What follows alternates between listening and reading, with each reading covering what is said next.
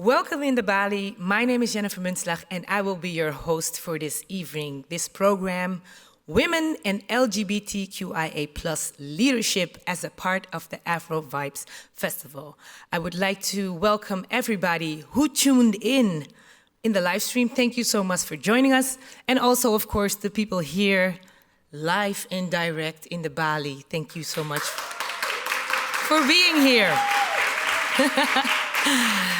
Yes, because we are in strange times, and that brings us in a very crazy entanglement, but at the same time, that does not stop us, because we still have to inspire each other, be there together. So here in the Balie, people come together, but also online. So it's a worldwide thing, because we still have amazing artists from all over the world sharing with us their beautiful art that they build around this theme of this year's Afro Vibe, that is Entanglement. Tonight we will have speeches, we will have music, performance, and also a panel discussion.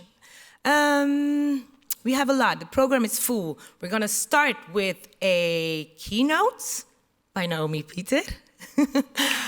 Oh yes, please clap if you feel like clapping. We will have a panel discussion with amazing people. We will have music, and after that, at the end, we will have a film. But first, we are going to start with dance by an amazing choreographer by the name of Donna Chittick. And this performance, you will see a little piece of a performance that you can still buy tickets for in Balie Park Theater tomorrow evening around 9. Let's say 8, because then you're on time. You can still buy your ticket. Go see together. It's a performance for 4 women, what it is like going through life, being in the body of and the life of a woman. Here is your piece of Together. Enjoy.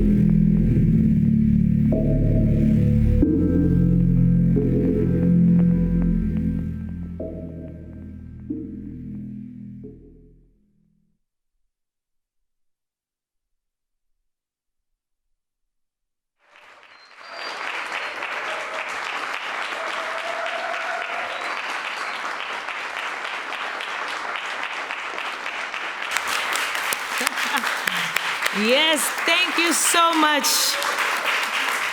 And this is only a snippet, as I said before. Tomorrow evening in Balie Park Theater at 9 o'clock, you can still buy your ticket.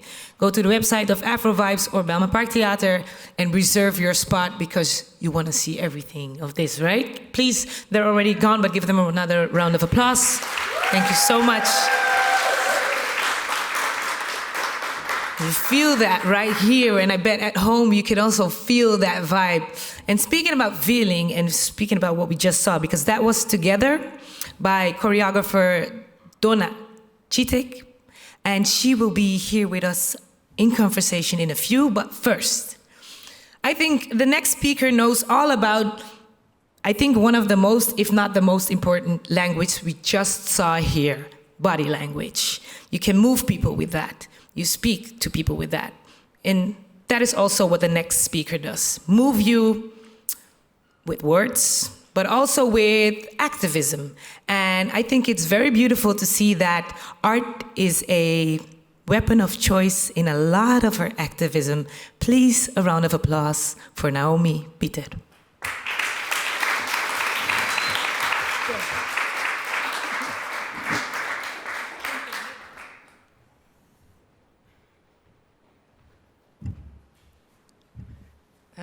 Hello.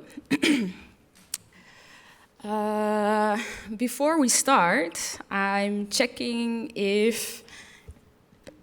Okay, it's not there yet. Because I'm showing a video, and the video, I wanted to start with the video, so unfortunately we're not starting with the video. But my name is Naomi Peter. I've been asked today to, I don't know, share my practice. And where to start?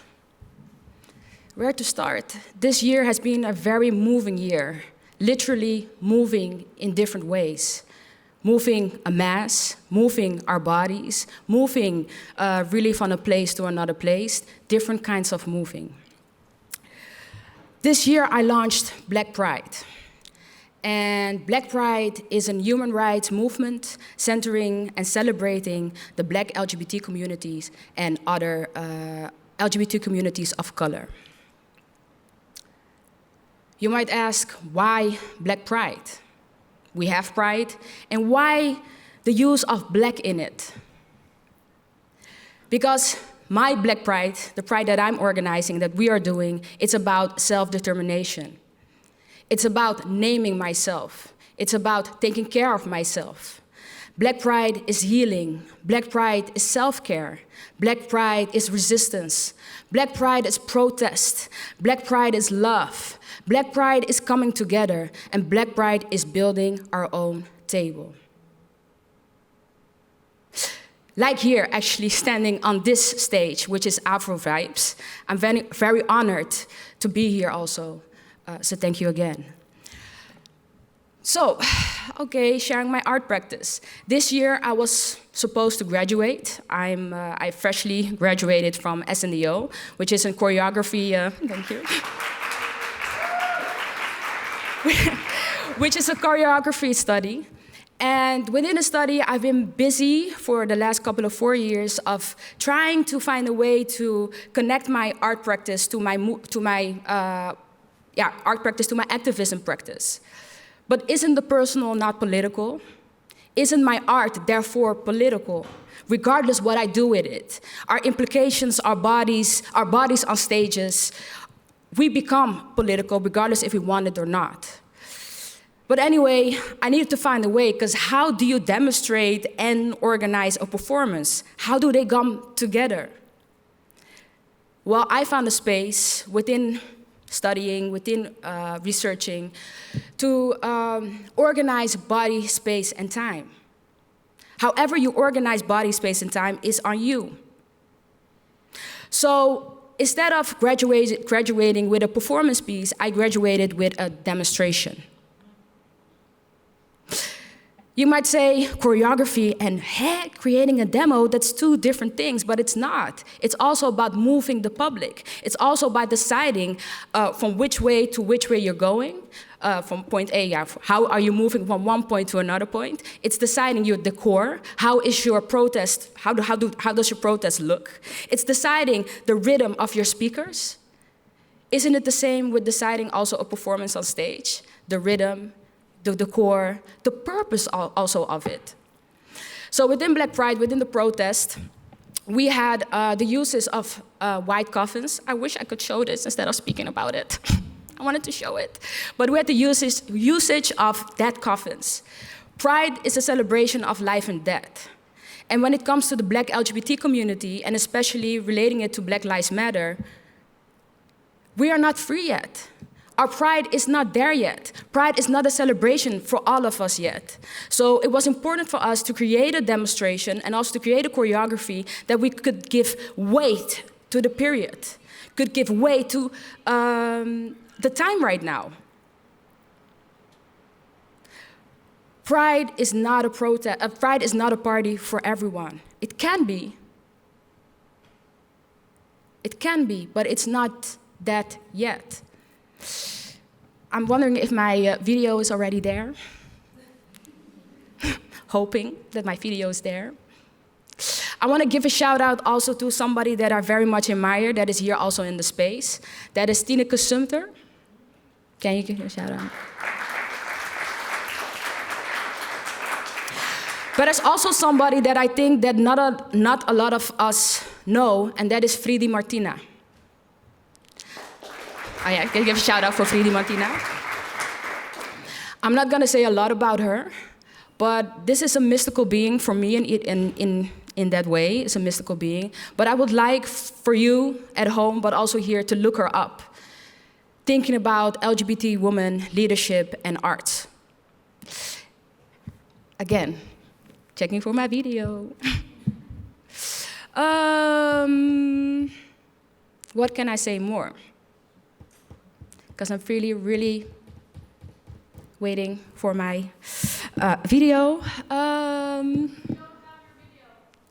We don't. Where can we find it online? It's not online. That's why I sent it to show it. Anyway, you cannot find my video. This is a little bit unfortunate because this was really important for my speech to also make sense a little bit. So I'm just gonna, be open and frankly about it. I'm a little bit unfortunate, embarrassed that my video is not there. But if you were...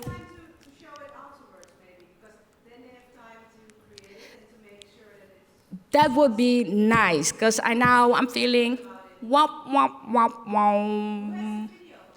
Well, I've sent it to the organization, and of course I have it here on my telephone, but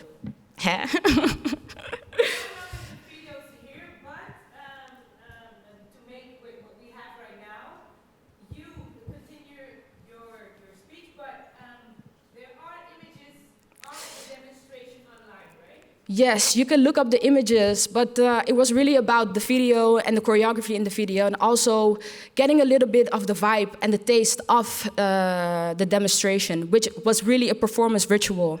We opened with Mariam Merkelo, and she is a Binti ceremony leader, you can say. And she blessed the space, and she blessed, the demonstration. And after that, we kept going with spiritual practices within the demonstration, like the white clothes and the white coughing, and sharing the rum for our ancestors, because rum is something that we also bind over, and our ancestors bind over.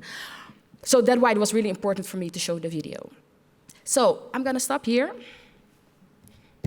Wop, wop, wop, wop. Thank you.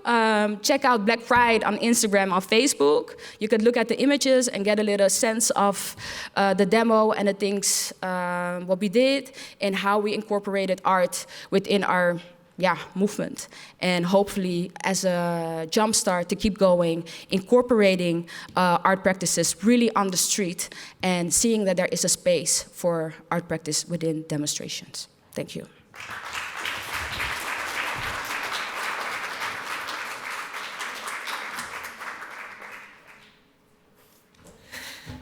Thank you, and I get it indeed. Especially if you build something around, it's because you want to show a piece of that vibe. And because I was fortunate enough to be there, I absolutely get what you're saying. But don't wop wop, because you are still here. And we still heard your words. And there will be much more of you here. So please don't wop wop, but please thank you again, Naomi Pieter. Yes, give her a round of applause. If the video turns up, we will show it. If not, there will be another moment, hopefully maybe even created for us to show it, because it will not go lost and unknown in history or anybody's story. Yes? Thank you. All right. How is the room doing? Good. Yes? And at home? Yes, I can hear you. We are now going to our panel talk, our panel conversation. I'm going to ask my guests to join us. And I'm checking if everybody is in the room before I name. At first, indeed, Naomi already introduced her a little bit in her speech. And she's also the director of Be Equal, chairman of Surrey and Dutch LGBTQ+ group. Survives, an amazing, beautiful people's person. Call it an activist or just call her by her name, and the reactions are wonderful. A round of applause for Tineke Sumter. And wherever you would like to sit, you have seen the works. And as I saw the dancers doing their thing, I saw that indeed that is her language, because I've seen her body language for years, and I am so proud to be in conversation with choreographer and dancer Donna Chittick. Thank you for joining. Thank you. And also, you have heard her words, and she is here for us, the amazing activist Naomi Pieter. Naomi, don't be like that. Naomi's got an attitude to me today. Yeah. Hello. It will go away. I'm just like... Yeah, no. Let it go. We got to be in the moment and in the now. And in the now, we are here at a round table and a room full of people, a live stream full of people, and a conversation about women and the LGBTQ+ community and leadership. And I'm going to start off right away with the question, within leadership and within your work, where do you position yourself? Where do you see yourself? Who would like to start? You see yourself where? Where do you see yourself even as that leader? Oh, yeah, sorry. Oh, my gosh. How could I forget? Oh, no. I am so sorry.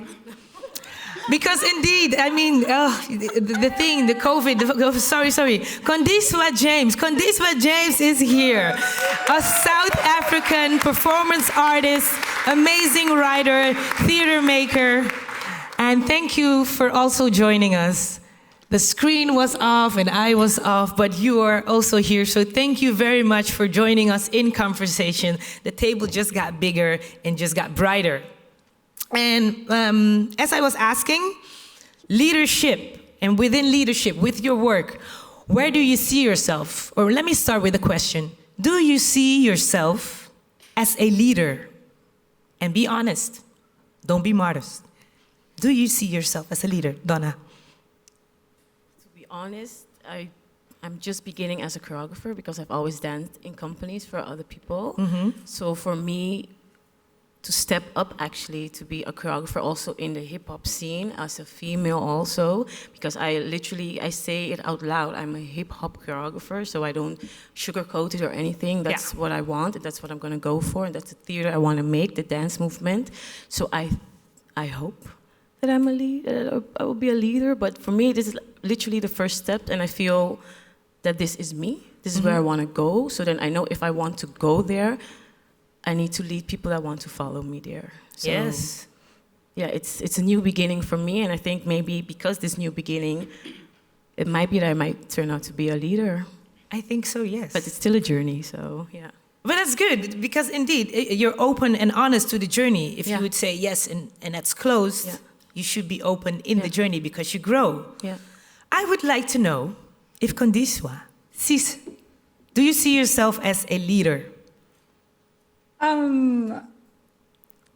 Your smile says yes, so don't be modest. No, funny, so interesting. I don't think so. But because I conceptualize of this thing of leader and leadership differently, and I come from a particular kind of politic, where I kind of I want to imagine or be a part of worlds that conceptualize of like flat structures and Instead of high, low, and concepts of leadership that are communal and collective.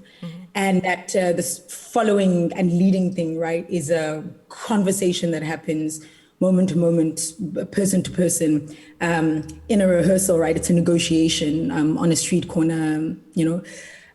So I don't think so. I think not a leader.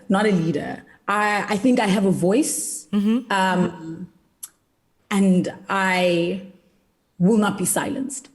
Great. And I see the world in a particular kind of way, and I will do something about it. Yes. And if there are people who would like to do something about it, let's fuck it up. Yes, you know? let's do it together. But yeah, maybe not leader.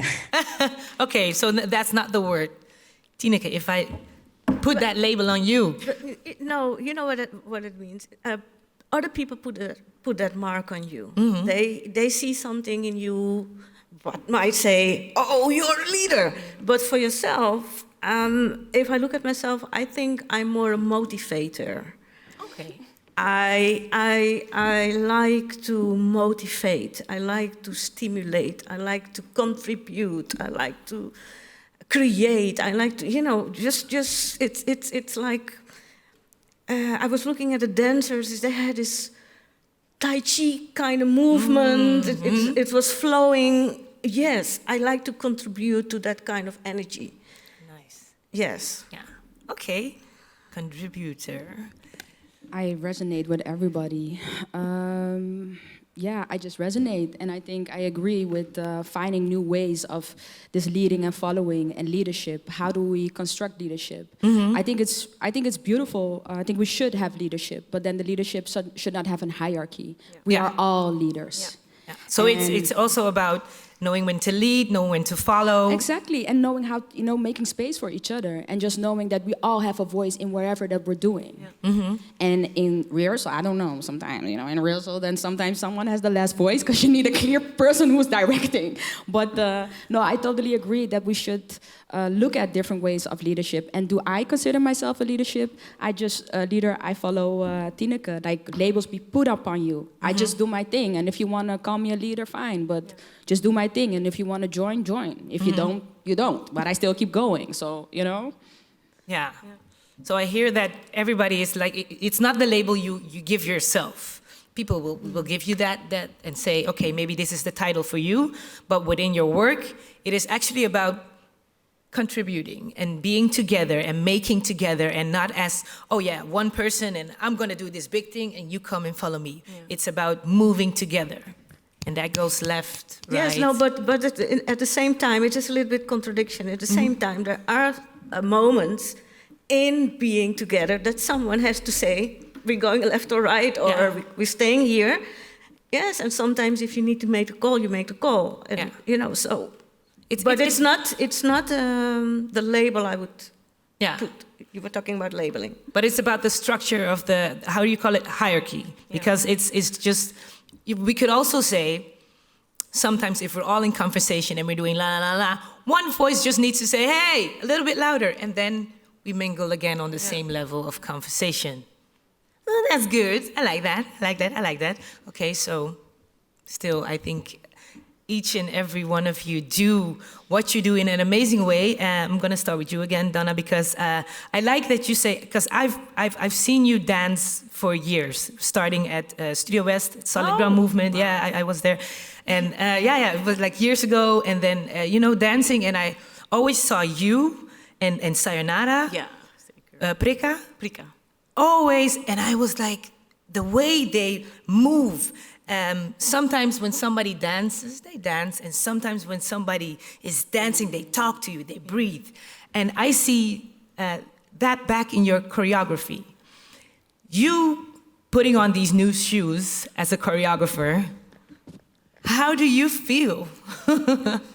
Actually, to be honest, if I would talk about Donna as a performer, I feel more at ease as the choreographer. I don't know why, but as a dancer, I think I might be really strict on myself more, but then as a choreographer, I feel like all these types of inspirations, and I can put it into one thing, and I can say this is me. This is not anymore I'm doing something for someone else. You're doing you. Yeah, I'm doing me, and I think because I'm doing me, I'm more calm. Of course, I stress when I have to make a show. I stress. Yeah. But I can really say, okay, this is me. Okay. So, and then I like more of the storytelling, but then the abstract way, and I really look for how you say, zeg je dat, verhalen? The stories. Stories from real life. That really inspires me a lot, and I feel like, okay, because it's real life, it's also me, because I can resonate with it. So I think as a choreographer, I'm more at ease. Yeah. Oh, nice. I think that's very cool, because at the same time, I might think now you have to teach people, and you have to, and they will follow you as a sort of speech. Maybe that brings more stress or different way. I wonder if you work alone at a project, and maybe Kondiswa can add, or if you work with more people, does that bring a different kind of work ethic from you?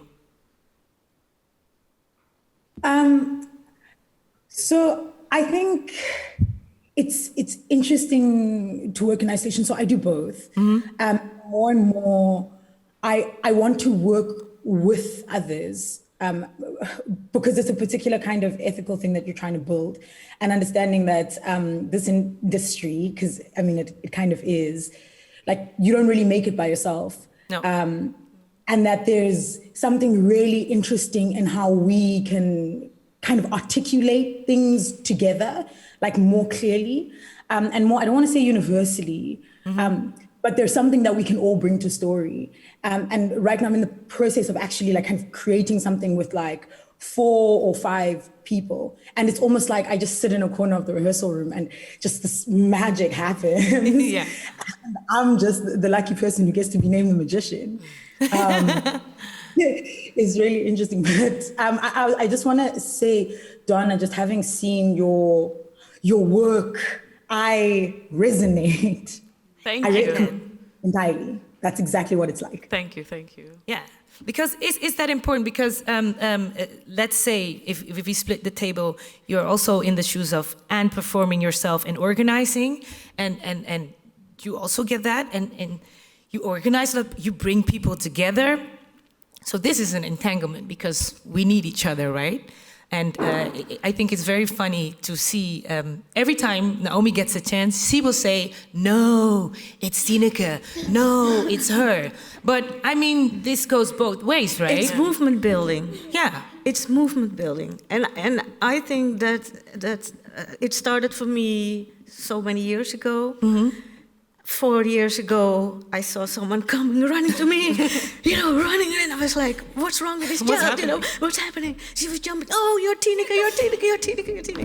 And I was like, okay, so yes, I'm Tineke. Yeah. Yes, and you're from Sister Outsider, you were from Sister Outsider, and so I said, yes, I was. I was like, okay. Yeah. No. And because you started a lot of movements, and you kicked open a lot of doors that are still open, and it's very important indeed to know who was before you, but especially if they are still here, why not go and sit around the table together so we can build together? Because it's not about reinventing that wheel.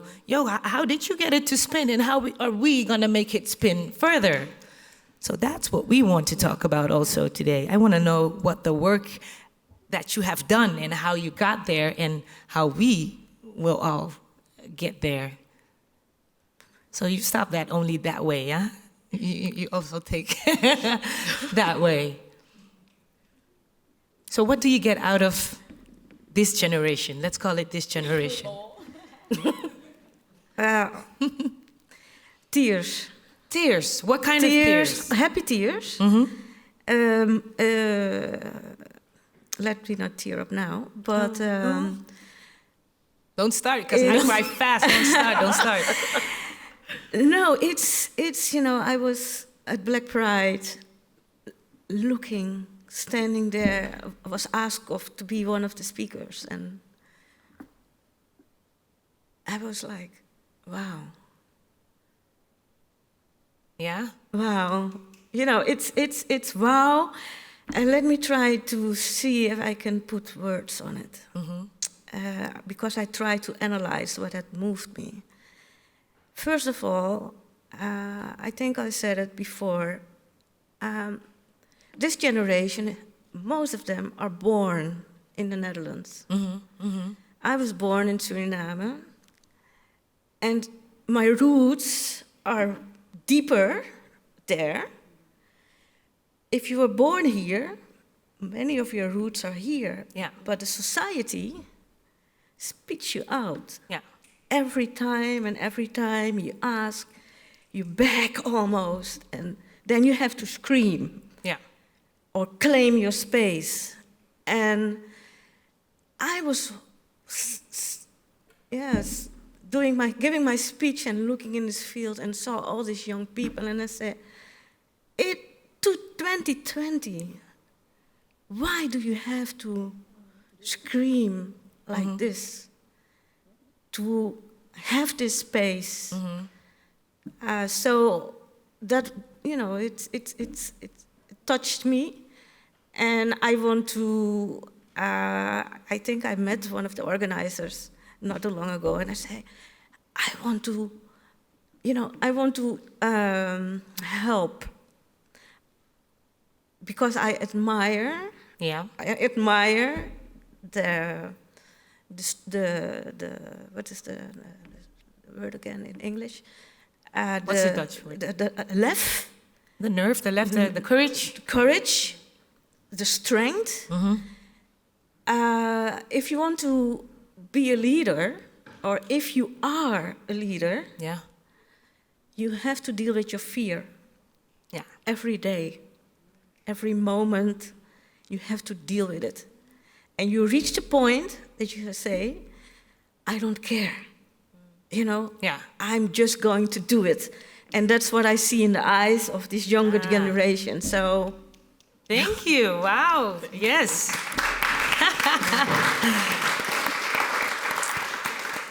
and touching, right? Because I can also imagine you see a little bit of you. When I met her, I was looking at myself. Yeah. First time I looked in her eyes, she is me 30 years ago. Yeah. We are each other. So how amazing is it that indeed in these times, because indeed it is very crazy, or it's sad, and to put it in really easy words, it's stupid and it's dumb that we have to say certain things still out loud that are, beyond this universe, right? But at the same time, I think it's also really beautiful that different generations can sit together without it being considered weird or rude, but as empowerment to see, okay, what do we have in the basket? And again, indeed, what work have you done? What am I doing? And what are we gonna do? So we can, give you your flowers when you're here, and I can smell them too? No, but I think because we're talking about movement building, so, and it's one of the things, and then I will stop and give other the chance to speak. It's okay. It's important to take time to reflect. What are we doing? Why are we doing it? Where are we going to? And how are we doing it? And how can we support? And find the way, which bridges do we have to build? And I think we need take some more time, so now and then, maybe twice a year, to do that with each other. So I think this is a very beautiful moment to do a little bit of that. But to reflect, like for instance, one of your amazing practices you wanted to show us was the march, the demonstration. Can you give us a few of those tools that you used? And it could be people here in the room or collaborations you did that helped you get to that point that you knew, indeed, I'm going to look in the eyes of my fear, but I'm going to stand strong together. So give us tools so that the rest also know, oh yeah, I also use that, but in a different way. Damn, give us tools. Yeah, or what tools did you use? Who did you use? Look at that. Condice was like, yeah. Yes, give us tools. Yeah. Give us tools. Well, I think Tineke mentioned a few. You know, I think the moment of looking your fear in the eye, of just going to it. I think at some point also in our lives at some point, you stop giving a peep. You stop with banging on that door. You stop with, crying for people to see your humanity. You're done with that. And I think at some point, at least that happened to me, at some point I was done. I was like, yo, I'm not gonna beg anymore. I'm not gonna knock on your door anymore. I'm not gonna cry for it anymore. It's done. Yeah, but when you're done, because I get indeed you're done, and of course that's your full right, but who do you surround yourself with? And then yeah, done, sorry. And then and then you try to use that energy of being done to transform it into energy of creation. Okay. Like my response, also taking up Audre Lorde right now, my response to racism is anger. But not the anger that consumes me, but the anger that I turn into energy. So what do? I surround myself with those who give me energy. I surround myself with those who are ready to build with me. And I guess that's a lot of times people also ask me, oh, how do you change the mind of people who don't, agree with you? I don't. Yeah. I don't. Let them be. Somebody is not ready to change their mind, they won't. They won't. So I direct my energy to people who do want to build, who do want to move, who do want to grow. And I can... Yeah, which tools do you have in this? I don't know, life practice, life experience, and just falling and standing up. But I guess the biggest tool of the biggest practice is being true to yourself, being true to what you want to do and stand behind that shit. Like, fuck whatever, people think, people want, people expect from you. This is about you. Stand in your power, stand on your ground, and just, do you. Condice, how do you continue to stand in your power? How do you keep that wheel going, and what do you use? I'd like to just kind of just tiny little reflections on some chats that other people have been saying. Like, there's just already just so many beautiful kind of connections. Yeah. I would say that I already kind of see. So, for example, this protest that you talk about doing, and this thing of being an artist, but being a worker, let's also call it a worker, because, you do this thing to eat, and also being an activist. Yeah. And that trying to find a way or a practice, rather, that can encapsulate this, right? But in this encapsulation it's not just like a tool, it's completely your contribution to the movement, yeah? And so there's just some beautiful stuff. So this that you're talking about, some of us are here, I'm in South Africa, I'm in Cape Town, and we've been trying to experiment, I guess, since there were student protests a couple of years ago in the university that I was in countrywide, and we were on the arts campus. Yeah. And so our immediate thing was, we're not here to politic like politicians. We're not interested in that. And also, kind of what you were saying, we're not interested in going to bang at the gates of parliament, asking for a sorrow president, that's the name of our president, who's never going to come, okay? Who's probably not even in the parliamentary building, right?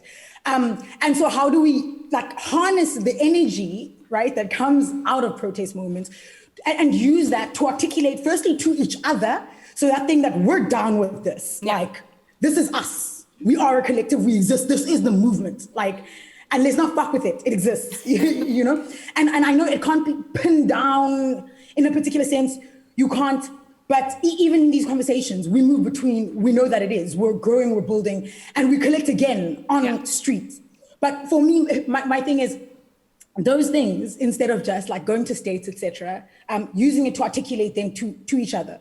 Okay. Firstly, how do we use this protest to imagine a different modality of being with each other? Yes. Softer modes, things like that. So like last year, and we've been doing this in lots of different ways, but we've tried to curate protests, so usual marches, but with performance art happenings in between. And in protests, like, I mean, songs are always sung, but South Africa also has a particular tradition of singing and struggle songs. Mm-hmm. And there's particular songs that, like, I mean, of course, but that people like know, and that struggle people, maybe struggle people is wrong, movement people know. And so to try and like use these kinds of texts to articulate then also to these people who are still somehow like stuck in the system, that there are glitches and we are the glitch. Yes. And like in the glitch, it's a goddamn party, you know? So I don't know if I've answered your question, but I feel like I've spoken too long. And No, because I think I like, I mean, each and every one of you here is asked to be here. So voice yourself, please. Don't feel like you're speaking too long. We want to know, we want to hear, because this is also, and there's so much fire in each and every one. I'm like, yes, let's burn. Can I respond? Yes, you can. Yeah, because what you're saying, I've been last year to Cape Town, and it was a pleasure to be there, and also with certain communities and women, and the way they were singing struggle songs was for me like, whoa. And everybody knew them. Mm-hmm. Everybody knew the text, and it's like, I'm like, how does everybody know the text? Did you all share the song text to each other? But then also people explained to me like, this is something that we know and we carry on as community. I was very much inspired by this. What did that bring you? What did that bring me? Yeah. Like the togetherness, the singing, the clapping, the dancing, the joy, that we can be in struggle, but we can sing and we can play and we can clap and we can just, move. Mm-hmm. And for me, that was such a new way also of reimagining or seeing a demonstration. And I wish here in the Netherlands that we could imagine demonstrations in totally different ways instead of, not instead of, because we need also clear demonstration of standing there and being with our signs and very clear. Forms, we need all the forms, but I wish that we could, go in more to depth and use our arts also within our movements. But don't you feel like you absolutely did that? Well, this Black Pride, baby, Black Pride. But I want to see. But I want to see it in anti-racist movement. I want to see in refugee. I want to see it in all movement, not just my movement. No, and I think we did it's a start. Yes, it definitely is a step. And for me, it was a step also into trying, also taking the courage or the left. The courage. The courage. The skit. The nerve. The nerve, exactly, the nerve to just be like, fuck it, we're gonna do it. Yeah. And I don't know if people are gonna like it. I don't know if people are gonna see it or resonate with it. Or people might think, oh, this is a demo, why are they doing this? But people resonated so much with it. It played on different senses. And I guess... You plan to see, because I think you went there, you saw something, you felt something. It planted a seed within you that you recognized, but also felt a door opening. This is also possible. Definitely, I knew it. Definitely. You came here, you planted that seed here because we saw, okay, you're doing that. It's also possible. You do that within your dance, you do that within connecting people. So I think, indeed, it's not going as fast as we would like, but I think it is very important indeed to see each other do that and do not think only in the I wish we would do that here, but do it here, in your way, Yeah, but I mean more like opening up and reimagining. I think Black women, LGBT people, we are busy with reimagining every freaking day. Yeah. We are busy with reconstructing new futures by just existing. Yeah. And I guess that's why I say I wish, because it's not about me as a woman or as an LGBT person or the queer community. Mm-hmm. It's about as a general public. Yes. And then I feel that we could use more arts within our movements. And I think it would help us heal faster and maybe carry the movement a little bit more instead of being so rational and so on it. I think, if I say we can always be rap, but I feel like arts can maybe lighter things up also for us standing there and doing the movement. So, thank you. You see what you did there, Kondiswa? You see what you did there with that fire. Donna, how are you? No, let me just say, What is the change you are bringing and the footprint you want to leave here for us? That's a hard question.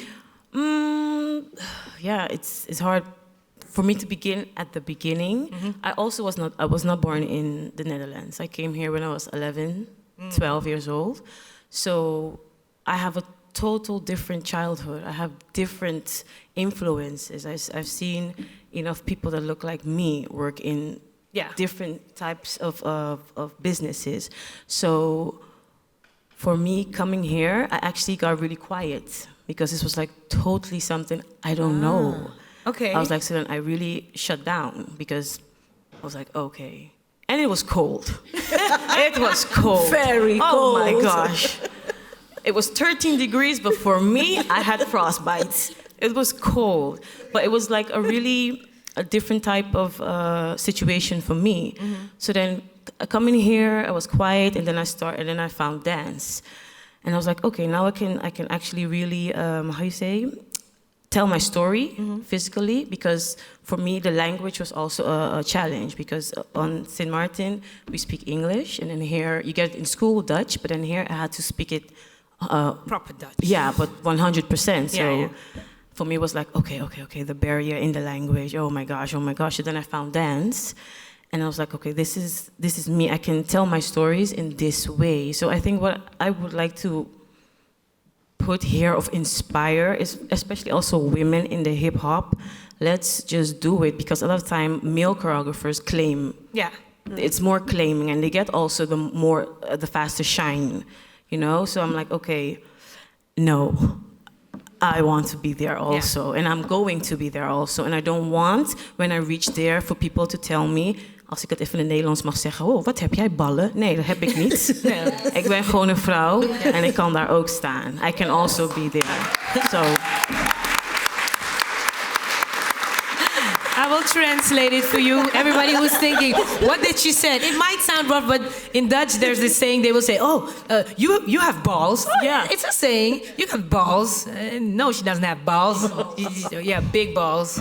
Whatever, man, whatever. Just to add to that, I have a vision that they just don't expect that a woman will have. That's what I think it is. Yeah. And no, we're gonna scrap that, and we're gonna do. I also want to inspire other women. Just do it. Yes. Really, just do it. No, but there's another thing that we have to deal with. Tell us. As female leaders, or everything in between. Yeah.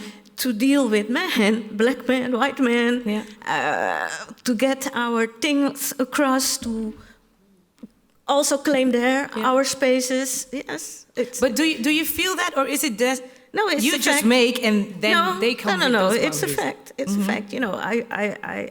I led women's groups, LGBTQ groups, mixed group, whatever groups.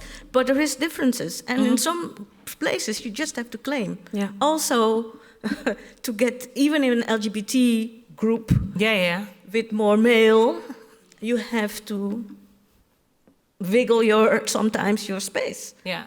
Or just say, that's how we're going to do it. Yep. Sorry. That's how I do it. That's why we're here. That's why we're here. So I would like to know if there's anybody in the audience who has a question. You're sitting and I see you nodding, so I know you're still here. At home, I would like to ask, but I don't have any iPad or anything, so I could know what you're. So unless you're like wired to me here, I'm so sorry about that. But please do keep the conversation going. But if there's anybody here who has, you know what I have?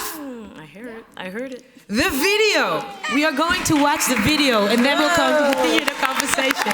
Now I wish I sent my video of 8 minutes. Do you have an introduction of the video, or can we just watch? You can just watch. Okay, let's watch the video. The video. Now it's very extra pressure. No, it's worth it. Under pressure. We cannot be here without those who came before us. We're gonna take a very loud moment of silence.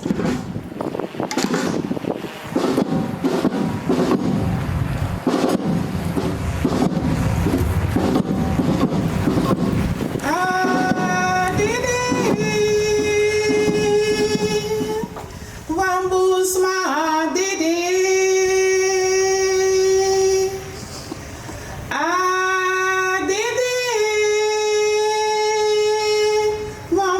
mandede. Look for me very. Vamos mandede.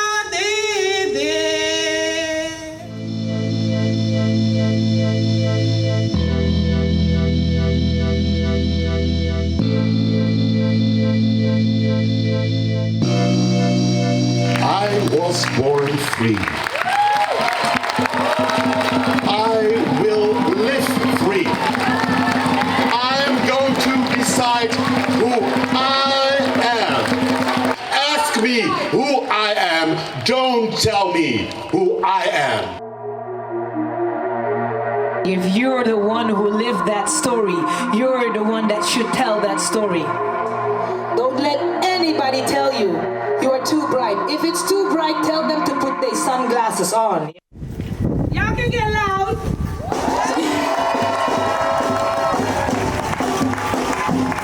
Yes, yes.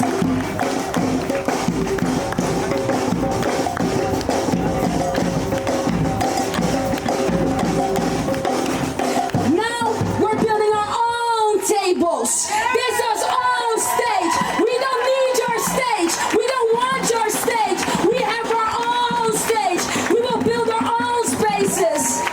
We are done begging. We are done. We are done kneeling. We are done crying. We will stand up and take up our space because we are what? We are proud.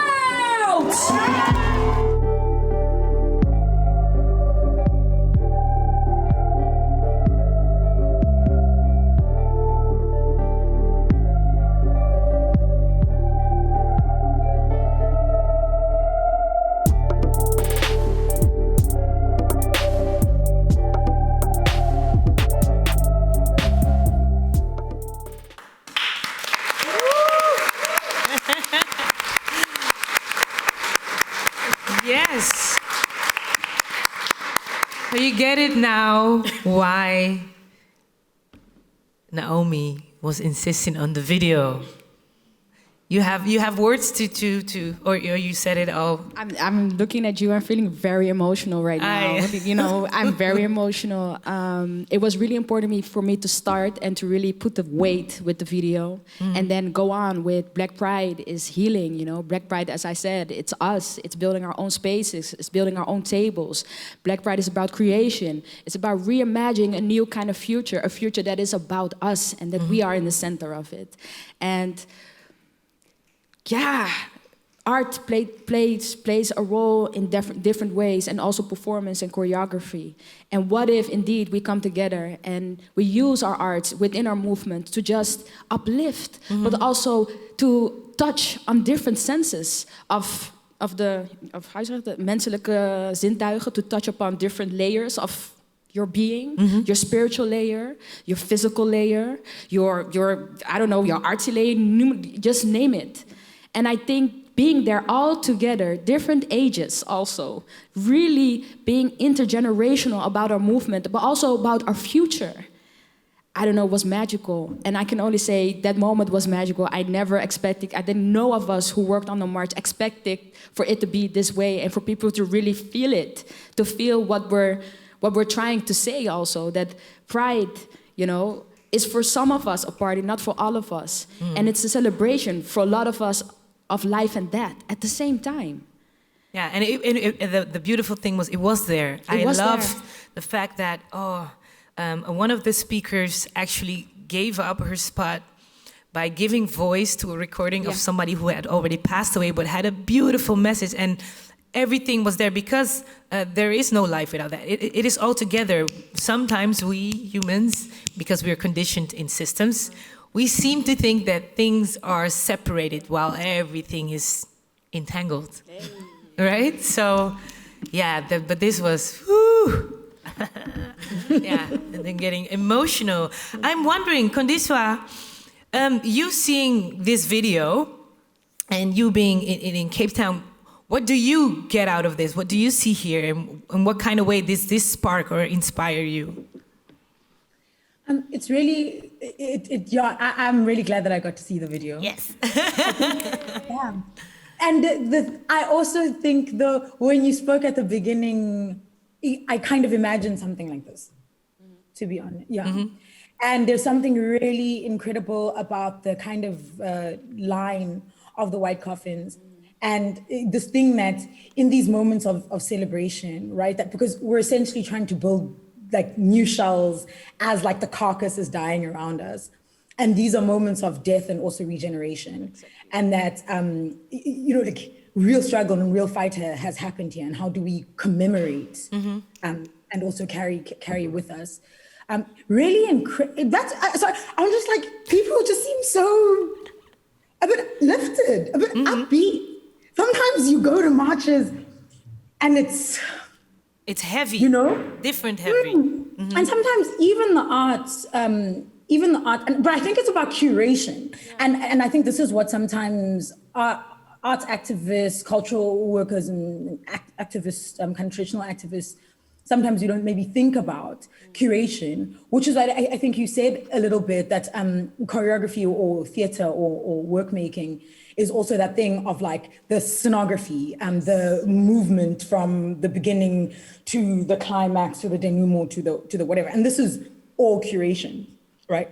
But that you can place particular things in particular ways to lift the mood, so that even if there is a time where we have to sit and be still and remember and, drink for the dead, then we can also then lift and celebrate. And it was just, I can't believe people were happy. I was like, what is the protest? I don't know, it helps me to imagine like kind of future possibilities and how I might be able to feed my own practice. And that joy is necessarily a core part even of that protest or struggle curation, yeah.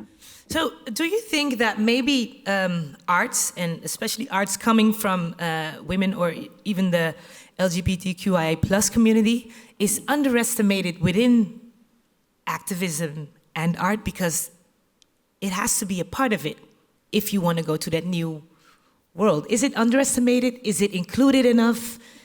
Is it acknowledged enough? Is it a weird question? No, it's not. It's legit. It's super, yeah.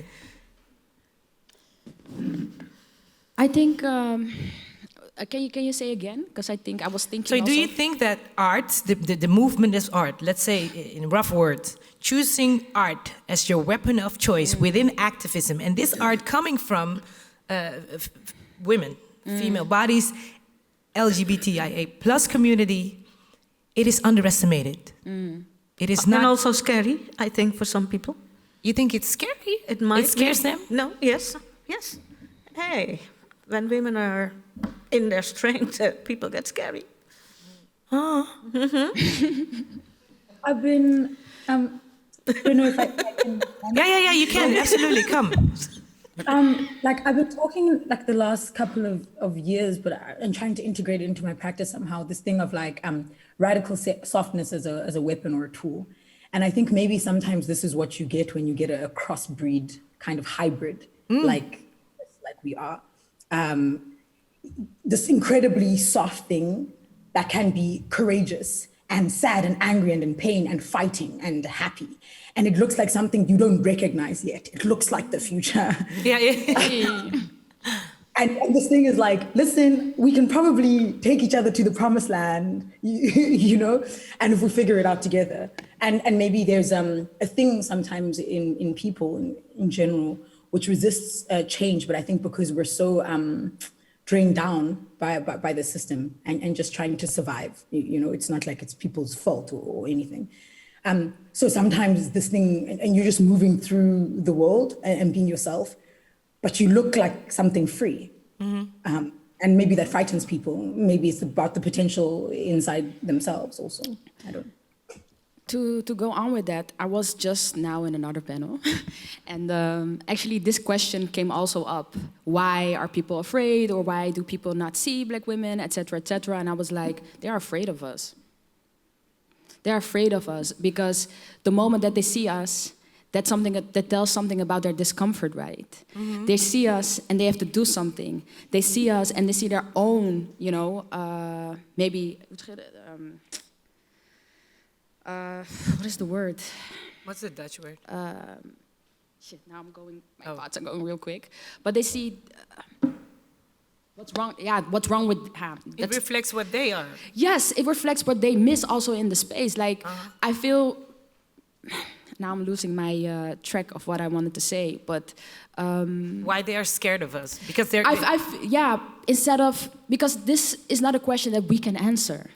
It's a question we want to answer or need to answer. No, but it has to do with sexism. Yes, but I wanted to go a little bit further into,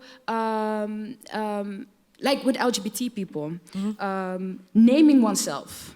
When I call myself non-binary, not me, but when you call yourself non-binary, or when you call yourself they, or when you call yourself something that people don't recognize yet, people have to deal with you. You have to open up the space for something that is not there. You have to acknowledge that you exist. Exactly. So what do you do if black women, and talking about those spaces that we're not in or being erased, what do you do if we're there? What do you do? And I think that's in the discomfort of the other. So it's not, I think it's a hard question for us to answer. Why are people afraid, or why is there no space, or why are not being recognized? Because in the end of the day, it's not about us not wanting to be recognized. If you think of Black Lives Matter, was based on 2 queer women, 2, and also on arts, but in a way that got totally erased and co-opted, and we don't see them anymore. So for me, when you ask this question, it's so hard because I feel it's not about us, it's about those who don't want to give recognition, or not even recognition, those who don't want to see us, but we're there and we're in your face and we're not going away and we'll keep being there. And at one point, you cannot go around us anymore. And I think in certain spaces we have come to that level that you cannot go around us anymore, and some spaces not. But in the end of the day, I don't know, it's really only our task to be visible or something. Yeah, like we exist. Absolutely, and to be visible for each other, because if I see you and I know you exist, I have to acknowledge you. I can, but I also see that a piece of me exists in you, and that's what I would like to continue, and that's what I would like to give on. You know, so if I know that, you're real, then I'm not you're real. See, I'm not the only girl that likes it. I'm not the only person that thinks like that. Just that piece of recognition by seeing a dance made by you and feeling like, I had this, but you translated it into that because I couldn't.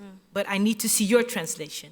So going towards the future, because we're in the now and in the future. For instance, we have a beautiful table, and you get to put in one item. Going to the future, think big, think small, think big. What do you think what do you want to put on the table right now that we are taking with us to the future to build that amazing world that you want? Everything is possible because it is. But what are you putting in the time capsule? Is it a thing or is it a word? Feel it, it's a thing, it's a feeling. What do we definitely need in that future? What are you putting in the capsule that we need there? If I could have one word, but because it also resonates with me and how I did my journey, I would say risk. Risk. Yeah.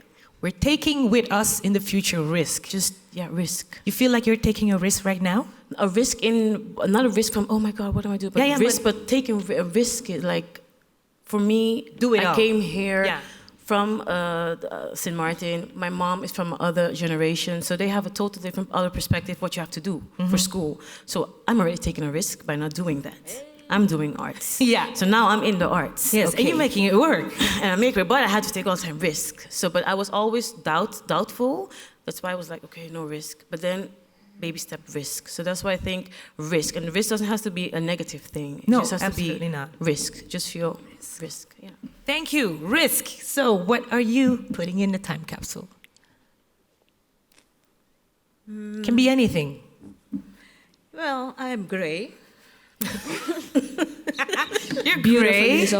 Beautifully silver manes, but gray, fine. Gray. So I would say my service. Your service. Yes. Absolutely. Your service. Yeah. We got risk, we got your service. Naomi. Except from the video. We're taking the video with us. Yes, please. Taking the video with us. What are you putting in the capsule? Ooh, that's a big question, yo. And it's one thing. One thing. Damn. Yeah. That's already a choice with me. One thing.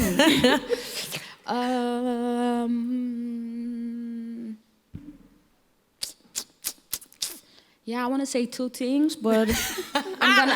You already have two. The video is coming. Okay. I might leave my memory or all our memories. I would like to download all our memories and leave it like in a CD and just send it to the future and know what the fuck you should not do.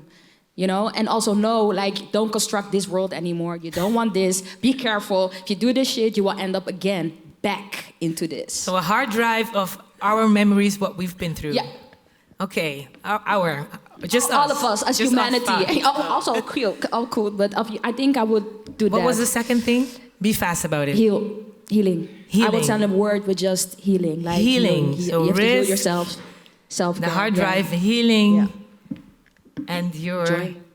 service. Condiswa.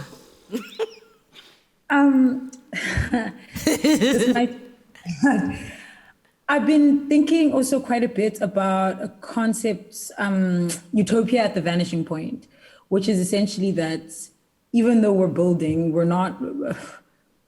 we can never think that we're finished. No. But to be here is to keep at it. Mm-hmm.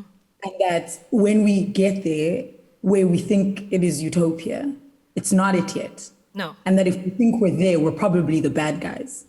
Yeah. No, yeah. Utopia at the vanishing point, just that concept, it is never finished. Mm-hmm. So it's never finished. No. And the funny thing is, we are somebody's utopia. We are the future right here, right now. Yeah, we are the future. We are in 2020. Yeah, and just saying, just so you know, at home and here, we are. And at the same time, because I saw this documentary a few days ago, and I saw this lady speak, Laila Efsad and the Good Ancestor, and I was like, yes, indeed. How do you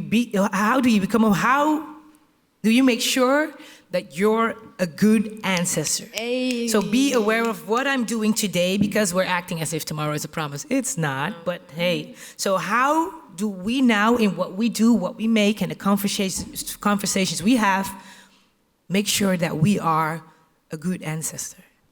So that's the thing we should take with us. And I'm taking with us, again, the things we put in the capsule: risk, your service, two things, which is actually three. Sorry. The hard drive, healing, and the video, and the fact that we're never done. That keep that in mind, so we can keep on making and doing and thanking and being very appreciative of this entanglement. And thank you so much. Thank you so much for this. But also in the room here, thank you for being in this conversation. Nobody still doesn't have no question, because I'm wrapping it up. No questions? All right. Okay, see? Yes. We have two questions. Okay, there's a mic coming, if correct. A round of applause for Marjorie with the mic. It ends. We got Marjorie with the mic in the room, y'all. And be honored about that. Yes.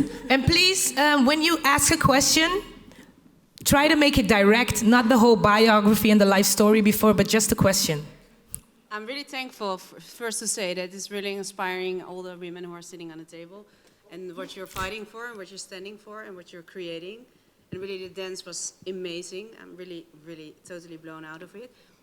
The entire time I was thinking, when I heard you all speaking, which was really strong and really powerful, but I was searching for maybe it was a language barrier, but I was searching for the essence, like you're fighting for something, you're really bringing a movement, you're creating a movement, but I'm thinking, like, what is on the end of the road, in the end, if there's tomorrow, and there's tomorrow for all of us, there would be the perfect day and the perfect world. What is exactly where you are demonstrating, fighting, moving forward to? What is your perfect? How is the? What is the perfect world you are fighting towards? At the end, what would you see? Because I can imagine you're fighting for acknowledgement, and of course, being as a black woman, I would like to be heard and be seen. But how would you like to see, to have this seeing and to be seeing and to be heard, creating into? Because for white people, it's really clear, because in the parliament or in the government, you see all white people. There's not even any black person who's sitting in the government or in the, how do you say, the Tweede Kamer, here in the Netherlands. Nobody, none. To create those movements, that's like you can feel it, you can see it, it's physically there. And now I'm searching, like, yeah, what would you like to see in a perfect world, to be heard, and not only by voice and by dance, but like really actually changement? Okay, because it was a long question, still got to buy, but thank you. No, thank you. But at the same time, you're asking this question at the table here. So indeed, do you see that utopia, or is it a recognition you are looking for? Because if not, I mean, one of our speakers just said there is no end. So you're not going to think in the end of the day if there is no end. But whoever is able to answer this question, please do. Oh, I can say what it is for me, but you go first, my dear. I just wanted to say that, like, we organize on different levels. And just talking to me personally, I'm also part of Kick Out Zwarte Piet. I'm part of different movements, different organizations. And I feel like that's why Black Pride, even the demonstration or with Kick Out Zwarte Piet, the demo is not the goal. The goal is actual change. And change, you have it on different ways and different levels. Like, we are creating a manifest. We are doing different stuff. We are in spaces there decision-making is, decisions are being made. Like, we sit on tables with local governments, like the mayor, or other, regionale plekken. We do all of this. But then the Kamer, because this is what you're asking, So isn't the angle to be that that asking or that labeling of, oh yeah, I'm in this, oh yeah, I'm female, oh yeah, I'm queer, oh yeah, I'm male, oh yeah, I'm trans. It is about accepting that you, they, it are different, and it is. That is, I think, an end goal, right? Yeah. Because it's not only or, it's and. Everything is an and. But Call it social equality. Social equality, but I think for everybody it's different, and also we're seeing it from a perspective here in Holland that is different. Exactly. When you're in Cape Town, it's different when you're in Balie, for instance. So I think that also contributes to how you see and how you roll. Yeah, and we need all of this. We need the singing and the dancing, but we need actual change in the Kamer or other places. But I will throw it back, like, what do you do to get that change? What do you do to get, get people in the Kamer, or I don't know. I'm just throwing it back. Yeah. And I'm working with my part, and I'm working, and I'm listening, but I'm really, to listen, I learn. So, and you're really busy with the movement, so I'm really curious with ladies who are really on a daily basis being in there, and for me, in my part, and I'm not sitting there, and if I would sit there... But you're here. But no. But, take up space. Don't ever think just because they're at the table, you are not here. No, but you are here. Maybe I hope one time, but so that's why I'm really curious is what would be your perfect utopia, what you were saying. Ooh, utopia. Yeah, you were talking about utopia. What would be the utopia? Do you have a perfect utopia in a nutshell? For me, in a nutshell, it's that there will be more equality. More equality. We are all born different, but we all have the same right. So it's, we can talk all the UN kind of language stuff, but really actually seeing it happen. And I think that's why I was born, to help to, build this little tiny drop.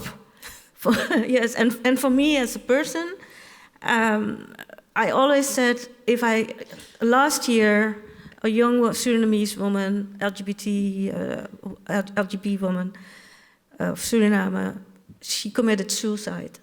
She was 31, and she was lesbian, but she was also a Christian. And in the Netherlands, so she committed suicide. And then I say, I have to get up today to prevent for another person to do the same. So if every day, if that could be my contribution, let that be my contribution. Thank you. We're going to the last question. Please keep your question direct and short. I don't want to be rude, but I am. No, it's okay. Well, it was very linked to... More in the mic. Oh, yeah, okay. sorry. Because the people at home also want to hear. Yeah. So I think a lot of social organization requires thinking in terms of science fiction, because you're creating something that you want to move towards. And I wanted to ask you, how do you practice that imagination? How do you step out of that box? What are your ways of doing it? Who wants to answer? Go. I'm speaking a lot. I need to act as if the time is running. Well, Afrofuturism and science fiction. I think for me it's a now and life practice to reimagine a different future that I'm, the center of it. So imagination, black radical imagination, has been for me life-saving in many ways. I visited the Other Futures Festival in 2018. I don't know, some of you were there, maybe you noticed it. But this was for me a new way of constructing black joy, because it was hard for me to recognize how to do black joy in relation to activism.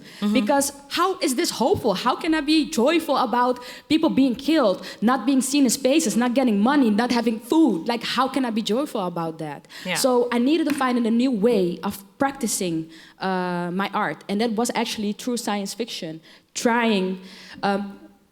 I cannot talk a lot, but I wanted to make connection to Sam Ra, and Sam Ra who says that, Sam Ra who says that, black people are not human. We are myths.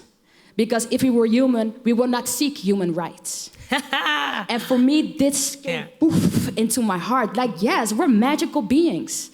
We're not from this planet. We're from another planet, if you want to say so. Or we're spiritual beings on this planet. You can go whatever you want to go with it. But for me, Sun Ra, science fiction, black radical imagination has been and I think in relation to... No, okay, stop. Okay, thank you. No, sorry, thank you so much. I could go on. Because it is very clear that this is a conversation. We could go on for another hour, because I want to hear all of your perspective. But at the same time, I'm going to be honest. I also have somebody who is also doing her part and who is ready to perform for us. I'm going to ask her to take place already and set up. And then I'm going to thank this table for this amazing conversation. And for sharing a piece of your mind, sharing a piece of yourself, and reflecting a piece of me, and if correct, a piece of you at home and here, so we can keep this going and know that the movement is with us, and not only the people speaking through a mic, but you doing your part by being here, by talking, by questioning, by being critical, and asking questions, and moving stuff, and putting stuff down. So thank you so much for this conversation. Please, a round of applause for the panel. Kondisua, all the way from Cape Town. Thank you so much. Donna, Naomi. Tineke, dankjewel. So, we are now at Afro Vibes Festival, but this amazing performance that is going to follow now, this amazing performer, a singer-songwriter that the first time I saw her performing, I was like, who is this? This is my friend, even if she doesn't know. I want, this is amazing. She has a solo voorstelling. How do you say voorstelling? I lost it, I'm too excited. Oh, she has a solo performance called Table for One, and it's going to premiere during Roundabout Now Festival, so keep your eye out on that. She is amazing, and especially for Afro Vibes Festival, she made this performance. So please, love and your ear for Eva Skeet McLeod.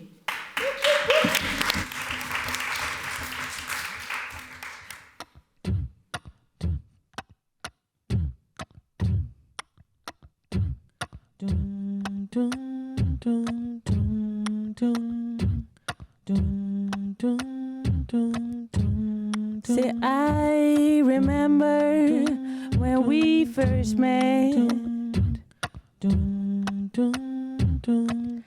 I can still remember when we first met. I cannot forget, I will not forget. I cannot forget, I will not forget. The goddess in me loves the goddess in you. How I love you. Together we should do what we're meant to do. That's why I love you. So ride,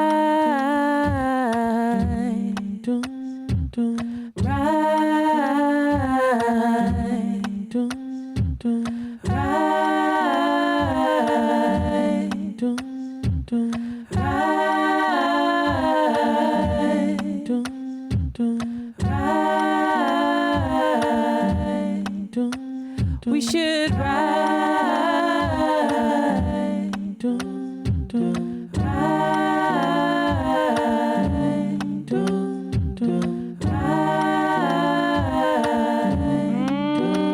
what a blessing to feel a vibe. My womanhood, it's a tribe. We're always alive.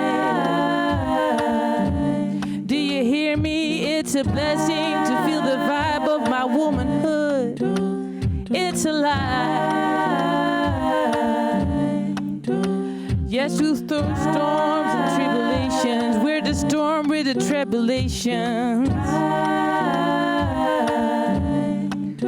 You can call me a storm, I'll call you. That's what I'm here for. And those thanks to Jah we ride. Yes, we ride. How we ride. We ride. So stand up and ride.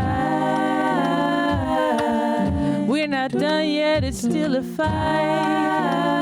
But this is why I love her so, 'cause we always ride. Yes, we always ride. What a feeling, feeling, feeling, feeling, feeling to be alive. What a feeling, feeling, feeling, feeling, my feelings to be alive. That I'm feeling, I'm feeling, I'm feeling, feeling to be alive, a part of my tribe. I ask you to ride. I'm asking you to ride. So please ride. Please ride. We always ride. Let's just ride.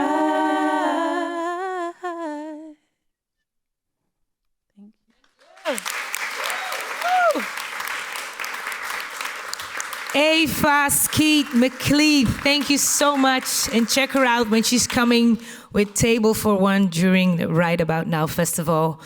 And we are going to wrap this evening up for this part. Thank you so much for tuning in. Thank you so much for being here. If you would like to, you can stay for the next amazing part. That is a film by Condisua James, who was on Zoom earlier with us. And the very beautiful thing about this theater play would actually be here at the festival, but because of Rona, the actors and the director couldn't come here anymore. But they went into a theater, especially for us. They performed it, filmed it, and we are going to see that right now. And it's called A Faint Patch of Light. It's made by Condisua. And it's a love story, or a story about the love and entanglement between two black women on the night before their violent death. So stay here. If you want to see the movie, stay in the room. If you want to see the movie at home, don't click nothing. It'll come to you right now. Thank you so much for joining us for this conversation. My name is Jennifer Munslag. Thank you. Tot ziens.